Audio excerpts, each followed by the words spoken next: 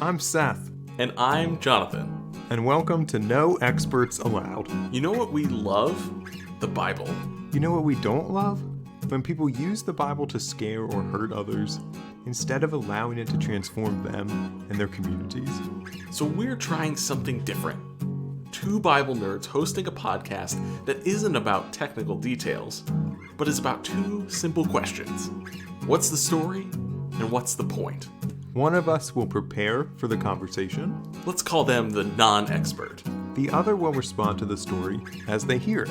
We'll call them, and you, the storyteller. So we can show you that you don't need to be an expert to hear the Bible speak to our world. Join us. Let's tell a good story today. Hello, Jonathan. Hey, howdy, hey, Seth. How are you? I'm good. How are you? Good. You sound so clear, so crisp. Looks like you're back at home. Did you have a good trip? Yeah, we had a great trip. We survived because I was a relatively defensive driver as opposed to all the very aggressive ones. So it's good to be with you. I had to survive so I could do this episode. I know. I'm glad you did. Otherwise, I would just be talking to myself most of the week. Well, before we start, I have a very important question for you. I'm here for it. You know I am. What would you do in this particular situation? Would you want to have a chocolate fountain that was endless or an endless cheese fountain? Oh. That was a good noise. Yeah, it was some combination of deep desire and deep disgust, I think. Yes. If I'm being honest, the only thing that comes to mind is the new collab that has the Kraft mac and cheese ice cream. I don't know if you've seen this. Stephen Colbert talked about it on Meanwhile a few days ago, and he had it in the Ed Sullivan Theater and tried it. You need to watch the video. It's very funny. Back to the question, chocolate, hands down. I've got too much of a sweet tooth to pass up that opportunity. And honestly, just liquid cheese makes me uncomfortable. I think I'm going to go chocolate too. I feel like either situation, depending on the type of chocolate, would be bad for you as a slightly intolerant person, at least of lactose. I don't know about the rest of your life, but at least in this way, you could be a little more tolerant, Seth. Oh, definitely. Yeah, but I'm with you about the liquid cheeses. That's just not the form that cheese is supposed to come in. It's not supposed to come in liquid. It's not supposed to come in whatever Velveeta is, whatever state of matter that is. I have no idea. Pasteurized. You tried to shred. I think it's pasteurized cheese product or something. That's what it says on the box. You ever tried to shred Velveeta? It doesn't break. It just turns into a long spiral. It's like you're spiralizing a zucchini, but it's made of orange pasteurized cheese product. It's ridiculous. Well, I'm glad we can share our chocolate fountains together. What's your favorite thing, real quick, to dip in a chocolate fountain? Strawberries. Ugh, same. Will you feed me some chocolate-covered strawberries? Yeah, right when the episode's over. Beautiful. Well, before this gets too romantic, can I read our scripture for us? Yeah, that would be wonderful. Yeah, we need a way out of this nightmare. Yeah. This is John chapter 6, beginning in verse 1. After these things, Jesus went away across the Sea of Galilee, that is, the Sea of Tiberias. Now a large crowd kept following him because they were seeing the signs that he was doing for the sick. So Jesus went up the mountain, and he was sitting there with his disciples. Now the Passover was near, the Jewish festival. And therefore, when Jesus looked up and saw that a large crowd was coming toward him, he says to Philip, "Where are we going to buy bread so that these people can eat?" Now, he was saying this to test him, for he himself knew what he was going to do. Philip answered him, 200 denarii, more than a half year's wages, would not be enough for them to each get a little. And one of his disciples, Andrew, Simeon Petros' brother, says to him, there's a little boy here who has 5 barley loaves and 2 fish. But what are those among so many people?" Jesus said, "Make the people sit down." Now there was lots of grass in that place, so they sat down, about 5,000 of them. Then Jesus took the loaves, and after he gave thanks, he distributed them to the ones who were seated. So also with the fish, as much as they wanted. And what's more, when they all had their fill, he says to his disciples, "Go gather the leftover pieces so that nothing is wasted."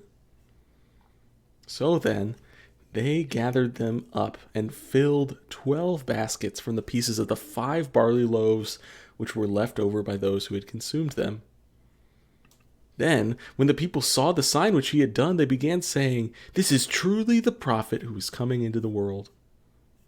Then, when Jesus understood that they were going to come and grab him in order to make him king, he withdrew again to the mountain by himself, alone. Now, when evening came, his disciples went down to the sea, and they got into a boat and began going to the other side to Capernaum. And it had already become dark, and Jesus had not yet come to them. What's more, the sea was churning due to a strong wind blowing. Then, when they had rowed about 25 or 30 stadia, about 3 or 4 miles, they see Jesus walking on the sea and coming near the boat, and they were afraid. But he says to them, "I am Jesus. Don't be afraid." Then they were willing to take him into the boat, and immediately the boat arrived at the land toward which they were going. Wow, great story, Seth. I see here an abbreviation for the MGVH, and I honestly have no idea what that means. So why don't you tell us a little bit about this version of scripture that we heard from John's Gospel today? Sure. So MGVH are the initials of my Greek professor, the Reverend Dr. Mark Vitalis Hoffman. And when he's going to preach, he's nice enough to translate the gospel text for that week and put it online for anyone to use and to study and to research. So this is a shout out to him, and we can trust him because he's like a genius. Okay. Like, he's brilliant. Yeah, no brilliant people have ever led anyone astray. Ever. Exactly. Well, we affectionately call the Reverend Dr. Mark Vitalis Hoffman just VH. So is there anything from VH's translation that stuck out to you? So the first thing was kind of structural, thinking about this as an active translation. It feels like he was very close to the Greek. And one of the ways that I pick up on that is how often he had a word at the beginning of the sentence that was like a transitional word. So, or then, or after that. It's almost like every sentence required something like that to get to the next sentence. And so that felt to me a little bit closer to, I don't know, hearing this text being read. When we talk, we add these fillers and things that don't necessarily add to the meaning, but they keep people drawn in. So I was just thinking about, reading this aloud, thinking about what other settings has this story been told aloud. And I was appreciative of how that opened up that opportunity for me. Mm-hmm. One other way that he does this, and I think this shines through especially well in this text from John, is whenever the gospel writer uses like a present active indicative verb, he always translates it with ing. Like, this keeps happening, and this is happening, and this is happening, as opposed to like throwing it into the past. Like, oh, they saw Jesus. Now, they were seeing the signs that he was doing for the sick. Like, it makes it much more active. So that's another way that, like, it's both trying to stay close to the Greek, and right, that ends up being like a much more that active story. The different verb tenses. I mean, I caught it as I was reading, and maybe folks picked up on it listening to it too, but it kind of shifts from past to present tense primarily, just depending on who's talking or what's going on, which I think is interesting too. The thing that stands out to me that I hope we explore a little more is the relationship between these two stories. We hear the story of Jesus feeding the 5,000. There are a couple of feeding stories, even within the same gospel, that are like this, but across the gospels, this is a story that comes up frequently. Same goes with Jesus walking on the water, walking on the sea. I'm just wondering about the connection between those two. I don't have an answer to that, but the fact that these are right next to each other in John's narrative, at least to me, means that there's some level of connection between the two. And I'm curious to know what it might be. We'll talk about that a little bit later, because I have some kind of general thoughts about that. But yeah, it does seem like John puts them together for a reason. We get these stories in like the other gospels, but it's John who puts them right next to each other, right? He's trying to do something a little bit different, I think. So we'll definitely talk about that. One thing I'll say about our two pieces is that usually on our podcasts, when we talk about one text 1 week, we kind of leave that in an episode. It's like self-contained. But I think here, like we have maybe a little bit of overlap with Psalm 23. And I'm not the first person to point this out. In the beginning part of our text, they lay down in the grass. And then in the second half of our text, like there's these still waters. It's interesting, just like in Psalm 23, that the people at least sit down in the green pastures, and then next we have Jesus leading them beside the still waters. So we see that kind of echo of Psalm 23 in the background in John, which I think is like a really neat connection. And it just so happens that was our text last week. You led us through so well. So that's why it's in my head. Interesting. Yeah. No, you're welcome, I guess. No, that's an interesting comparison, especially since just a little while later in John 10 that Jesus then makes the famous statement that I am the good shepherd. And it's not an isolated theme in John. So interesting. One of the things that fascinates me about this passage is what Jesus doesn't say or what gets left out. Especially who Jesus says we shouldn't feed, or who he decides is worthy of getting the bread. There's just bread for everyone. And that just keeps striking me. I mean, there's not just bread for everyone. There's like way too much bread and fish for everybody. I'm just struck repeatedly by the way that that's countered to like this idea of scarcity that we have now. Where like there's only so much money to go around. There's only so much food to go around. There's only so much fame. And then like these pies get divided because there's only so much of them. Do you remember when we were in college hearing our Irish friend Scott Evans teach about this passage or one of the versions of this story in the Gospels?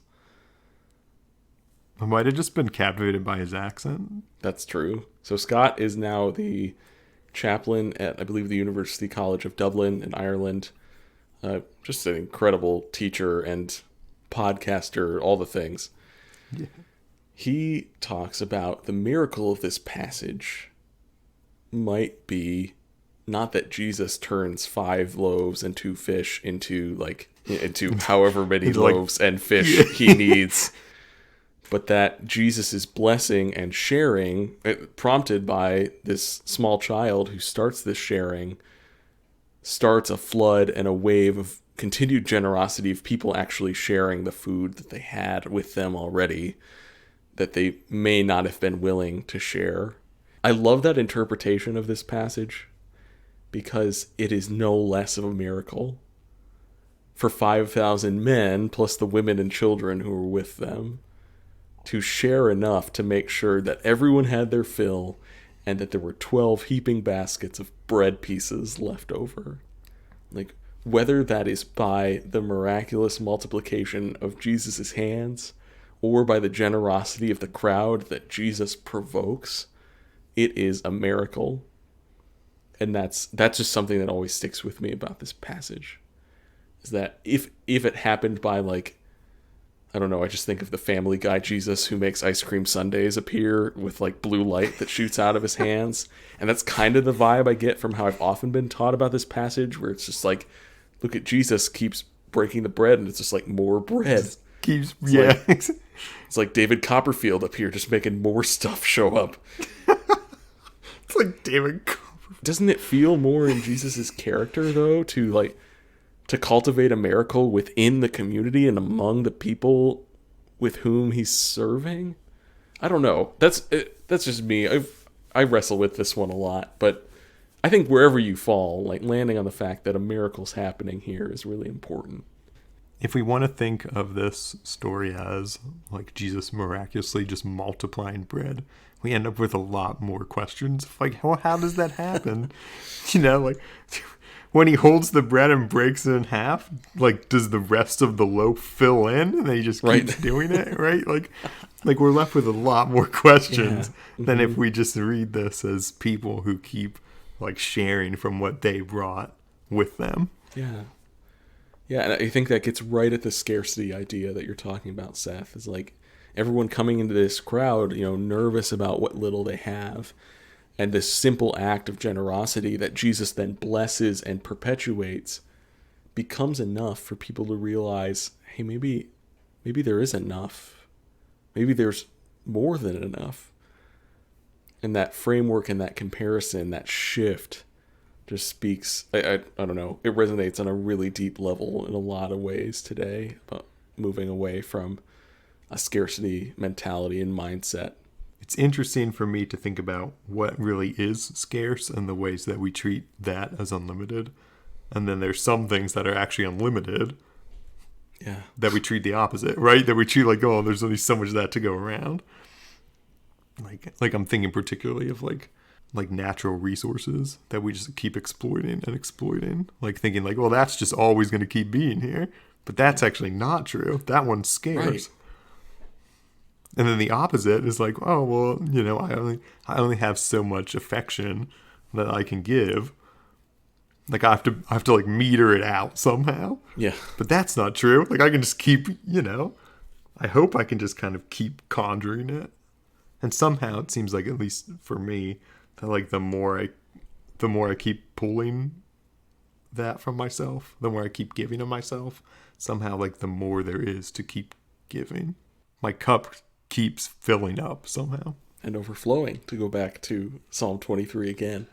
The other piece of this, though, that's so intriguing related to that, Seth, is why are the disciples getting out of Dodge so quickly? Jesus, it sounds like Jesus is fleeing for his life, and they're like, well, it's night. He's not back. I guess we just better go on. I mean, who knows what's not said here, but it's like the logic or lack thereof in that decision is just so astounding to me. They're like, guess we'll get in the boat. Like, we waited long enough. Like, we said we were leaving at 6. He's not here. It was probably Peter that was like, he's not here. We gotta go. They had dinner reservations in Capernaum, and they couldn't miss him. Yeah, exactly.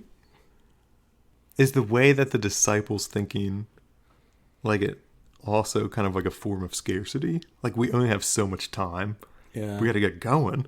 But like Jesus again doesn't seem to operate on that same mentality. Yeah. Well, it also seems like, to connect the passages like I was asking about before, that Jesus' action in the moment multiplies that which they thought was scarce, right? Their focus and attention was spent on keeping the boat upright, keeping themselves out of the water.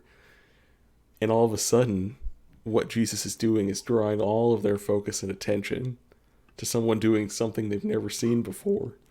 And all of a sudden, they have the focus and attention to be drawn away from that task, to be drawn instead to Jesus, and then realize, or however it happens, that the journey that they were on, that they were so worried about, was over.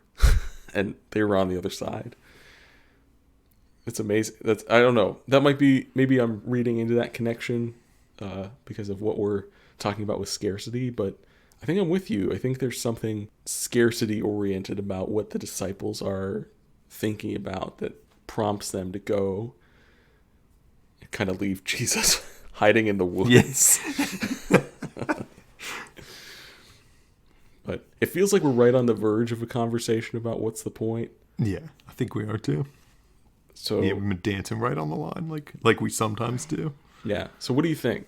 I'm challenged by this passage to think about what really is scarce. What lies have I been told about what's scarce and what really isn't?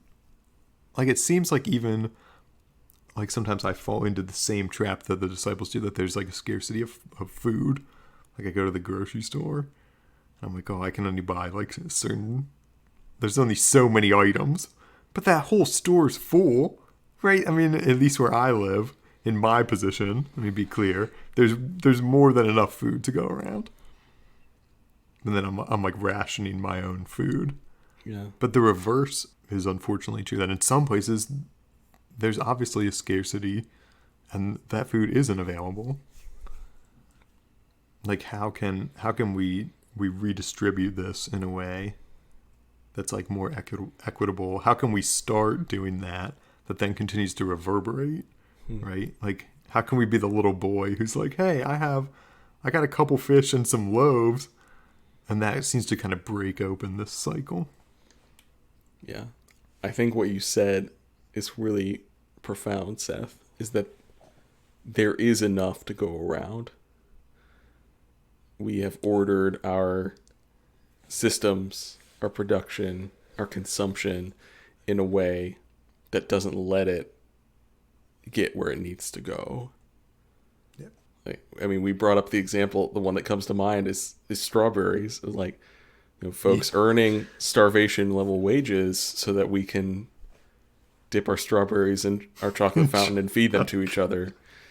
And I'm not doing that to like make us feel guilty, but it's just like that's exactly the point that's the reality we live in, is that, for us to go pick something up at the grocery store, it doesn't, as much as my like mind might conceptualize that food comes from the grocery store, it doesn't. It's so much more of a journey and process. Yeah, I think you're right on to identify that there is scarcity in our world, but there's also been some really distorted narratives about what's scarce and what's abundant.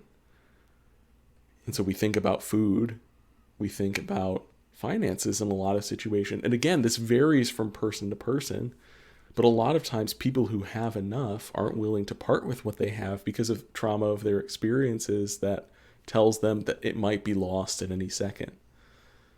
And so we sit on nest eggs and 401ks and live as though we don't have enough even when we do, for fear of what we may lose. And meanwhile, we are not helping our neighbor or addressing the systems that keep our neighbor down in situations where that scarcity is real and painful and not merely, I won't say imagined, because I think for a lot of folks, the scarcity mindset is a true trauma response, but it's not as profoundly tangible in the ways that it is for others. And I mean, you made the same comparison too, to you think about natural resources. I think of non-renewable energy sources like coal and gas for our cars and all these things. And the narrative around that, again, is you just drive right down the road. You just flip on the light switch.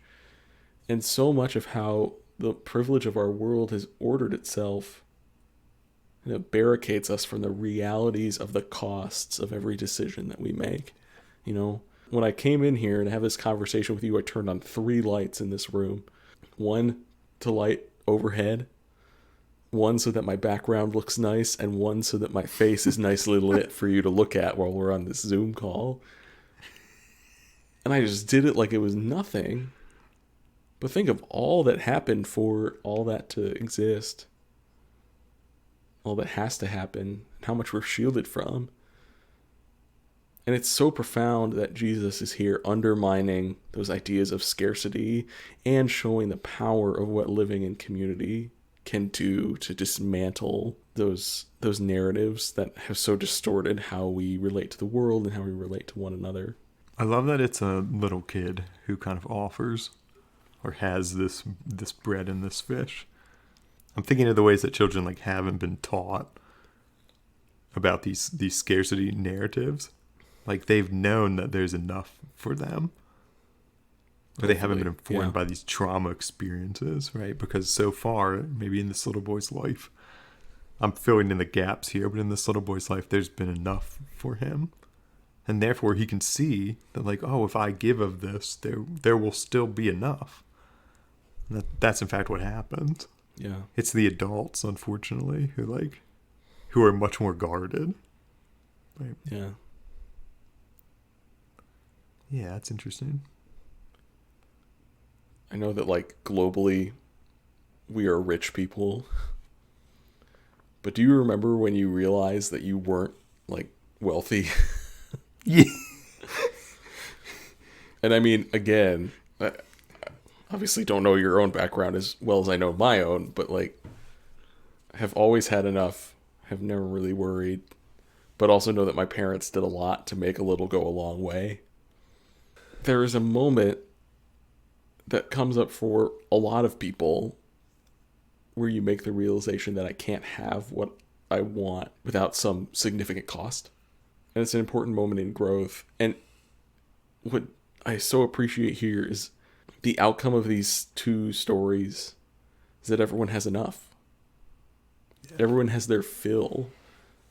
It's not that everyone has too much. Yeah. It is that there is enough for everyone. That to me just makes me think about what does realizing this kind of community, what is that going to cost me? Because I think in a lot of ways I have much more than I need. I love your point about it's not that people have way too much. It's that they have enough. Right? Like they gather these 12 baskets, which seems like a lot, but that's nothing compared to like the amount they would need to feed everyone again, right? It's not like there's a ton of leftovers. Right. Maybe. Like I think that's how I heard it when I was a kid. They were like, and then they got 12 baskets, and I was like, whoa, that's crazy. So much bread. There's so much bread, but it's like, well, there's 5,000 men plus women and children here, right? To have 12 baskets like means there is a little bit extra. But it really means that there's enough. It's not overflowing in the way that I pictured it as a child. Well, Seth, I think it is profoundly true that in God there is abundant life where everyone has everything that they need. But we're clearly not there yet. So maybe we should pray. Maybe we can get a little closer tonight. Yeah, that seems like a good response to this story. Will you pray with me? I love that. Jesus Christ, in you there is abundant love and more than enough to go around. Help us to give of what's ours, to practice giving without the thought of scarcity, and to protect that which is truly scarce, the world that you've given us. Amen. Amen. To our listeners, thanks for joining us. Be sure to subscribe and tune in for our next episode. Jonathan, what story will we tell next week? Next week, we're going to learn a little bit about manna, speaking of God's provision, in Exodus chapter 16. But until then, leave us a review and find us on Twitter and Instagram to continue the conversation. Thanks for walking us through that story, Seth. Thanks for helping me tell it.